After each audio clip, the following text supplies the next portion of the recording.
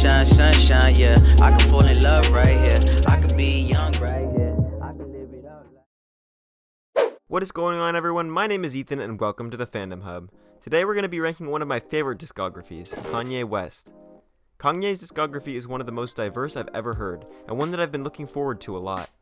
Every single album he releases has a new and distinct sound, each of which applies to all kinds of different audiences. That being said, this is probably one of the hardest discographies I've ever had to rank because almost every person is going to have a different list. All I ask is that you're respectful in the comments below and make sure to let me know what your ranking would be.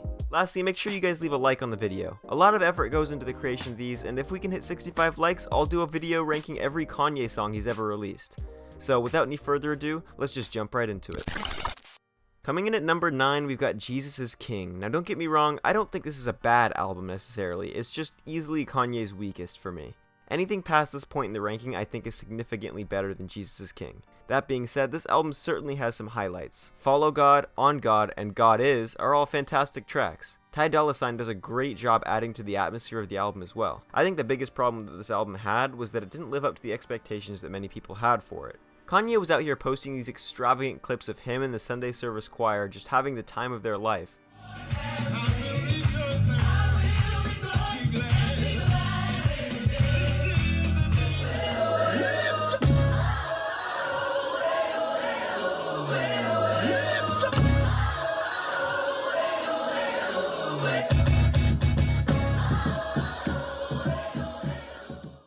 It sounded like this was going to be an incredibly fun and immersive gospel album, and it honestly came out pretty shallow and disappointing at points. For example, songs like Water and Hands On just feel really lifeless and dull. Jesus, please forgive. Jesus, please reveal. Jesus, give us strength. What have you been hearing from the Christians? They'd be the first one to judge me. Many of the songs on here were transformed from a completely different version of the song that was supposed to be on Yandhi, a project that, if it had released, would have probably been one of Kanye's best. You said the album was coming out on Saturday. It didn't come out. What happened? I didn't finish it. The leaked tracks are out there for anyone curious. The biggest problem with Jesus King is that it's just a more watered down version of that album. And coming in at number 8, Graduation. It pains me more than you will all know to put such a great album so low, but one of them has to take this spot. Keep in mind that I think Graduation is a much better album than Jesus is King. It ended off a fantastic trilogy and had so many incredible songs on it that defined Kanye's career not only as a rapper, but as an icon. Homecoming, Good Morning, and I Wonder are some of my favorites. My least favorites being Drunken Hot Girls and Barry Bonds. Coming in at number 7, Late Registration. An album that used to be one of my least favorite Kanye projects, but has grown on me quite a bit recently. In this project, Kanye took his famed soul sampling to the next level following the College Dropout, and improved on so many fronts. In many ways, I think this album is an improvement over the College Dropout, but I happen to enjoy that one a little bit more. I know that this is the point where many Kanye fans start to divide. Those who enjoy his older music more, and those who think his newer stuff is much better. I happen to be a part of the latter, but I completely respect anyone who prefers the classics.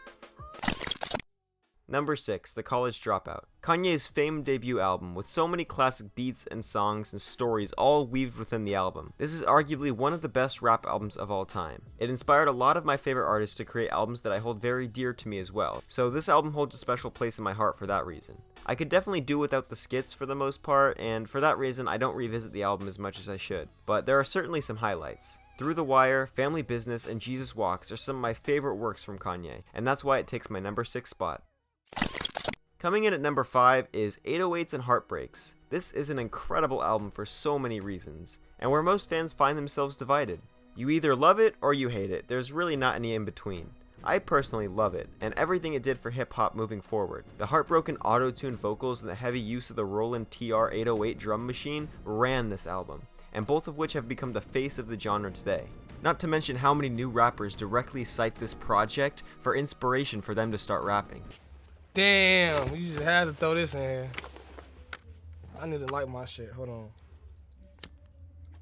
Seems like street lights glowing, happen to be just like moments passing. This is my shit, bro. With drum, you don't use drums? Just, I mean, yeah, but it's 808s. That's it. Because they're all 808 and Heartbreak dudes. They all just want boom, Yeah. This is why you want to know that there's a huge disconnect between the adults and kids of hip hop. Yeah. The album that most adults, not me, but the album that most adults said, this shit sucks. I don't ever want to hear this from Kanye West again. The kids were all like, this is finally the Kanye West I was waiting for. Boom, hip hop divides. Old and young, right there. My favorite tracks have to be Coldest Winter, Streetlights, and Paranoid. Coming in at number 4, Yay. A controversial pick, I'm sure, but this is my guilty pleasure Kanye album. It was heavily hated on when it first came out, which is the case for most Kanye albums, it seems. This short 7-track project has absolutely zero misses, and pretty much every song is better than the last. Not only is this Kanye's realest project, but it dives into all his fears and insecurities, making him seem much more human and exposed than we had all ever seen him before. Amidst all the controversy he was putting himself through at the time, this album acts as a nice little documentation of where he was at mentally in 2018. An era which we won't soon forget. It also relies heavily on the melodic vocals of Kid Cudi and 070 Shake, who are two incredible artists that pair very well with Kanye-produced tracks. My favorite tracks have to be Ghost Town, No Mistakes, and Violent Crimes. Coming in at number 3, My Beautiful Dark Twisted Fantasy. Considered by many to be Kanye's greatest album and even the greatest album of the 2010s in many cases. I definitely see the argument and I respect it fully, but there's just two Kanye albums I enjoy a little bit more. My Beautiful Dark Twisted Fantasy is no doubt Kanye's most extravagant and expertly crafted album. The backstory behind this album is pretty impressive and incredible. Long story short, Kanye got a massive list of incredible features on this project, including Rihanna, Kid Cudi, Jay-Z, Pusha T, Nicki Minaj, Bon Iver, and more. He made everyone wear suits while recording in the studio and took lots of time perfecting each and every song until it was exactly the way he wanted it. It also acts as probably one of the greatest comebacks in hip-hop history. Kanye's career was in the air after the Taylor Swift incident, and he came back with an album that solidified his spot in the rap game for the next decade with this project. My favorite tracks have to be Runaway, Devil in a New Dress, Dark Fantasy, and actually I really liked Hell of a Life. Most people consider it to be the weakest point of the album, but I guess it's my guilty pleasure, I'll admit it. Number 2, Yeezus. Short, sweet, and to the point.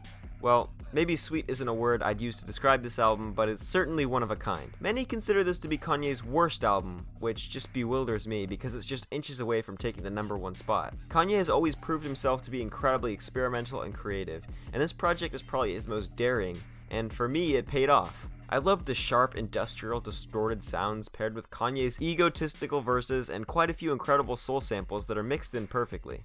It allows for a very different Kanye to shine through on here than the ones we've heard in his previous projects. I wouldn't dream of skipping a single song on here personally, but my favorites have to be On Sight, Bound To, and Blood on the Leaves. And coming in at my number 1 spot, you guessed it, The Life of Pablo. This album interests me for a lot of reasons. It took a lot of what Yeezus did, mellowed it out, and then mixed in a bit of My Beautiful Dark Twisted Fantasy to make for this interesting and diverse Frankenstein of a project that was changing all the time.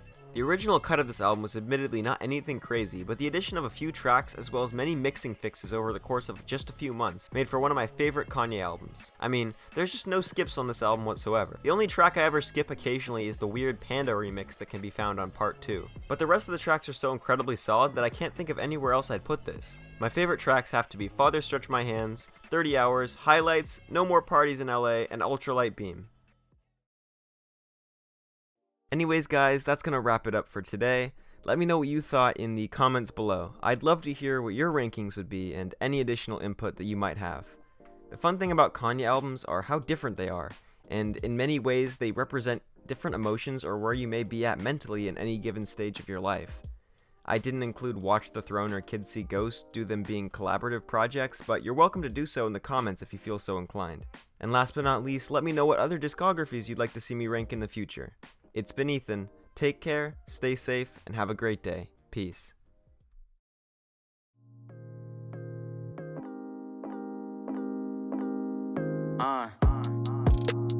Bill collector knocking at the door. Baby mama yelling in my ear. Honestly, a lot is going on. Only thing is I don't really care. People